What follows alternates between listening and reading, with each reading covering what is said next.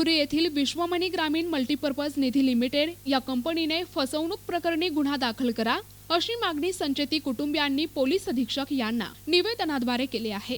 राहुरी येथील विश्वमनी ग्रामीण मल्टीपर्पज निधी लिमिटेड या कंपनीने फसवणूक प्रकरणी गुन्हा दाखल करा अशी मागणी संचेती कुटुंबियांनी केली असून यावेळी पियुष संचेती आणि त्यांचे कुटुंबीय उपस्थित होते।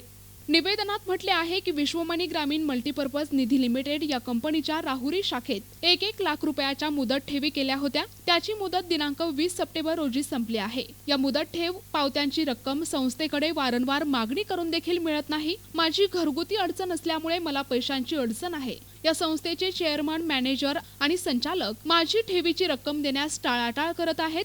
9% व्याजदराने सर्व ठेवी ठेवलेल्या आहेत। या संपूर्ण मुदत ठेवींची रक्कम 9 लाख रुपये आहे।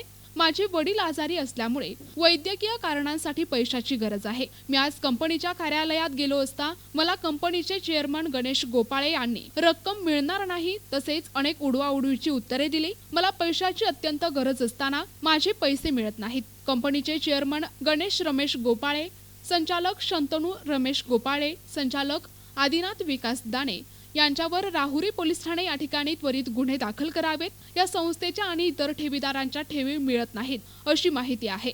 आपण पोलिसांनी या प्रकरणात त्वरित लक्ष घालावे आणि मला न्याय द्यावा असे निवेदनात म्हटले आहे। माझं नाव पियुष संचेती, राहणार तक्ती अहमदनगर। माझे वय 41 वर्ष आहे।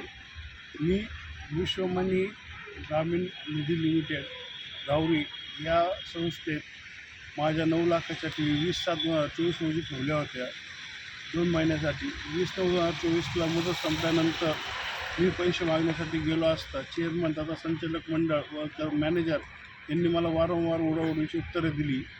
मला चेक दिले, चेक पण बाउन्स झालेत त्यांचे। आणि बाकीच्या ठेवीदारांनासुद्धा असाच त्रास होत आहे। मी आज police station SP office Ahmednagar Ahilyanagar येथे निवेदन देण्यासाठी आलो असता मी आज निवेदन दिले आहे। मी 8 दिवसात जर मला पैसे मिळाले नाही तर उपोषणास बसणार आहे। NTV news Marathi, Ahmednagar.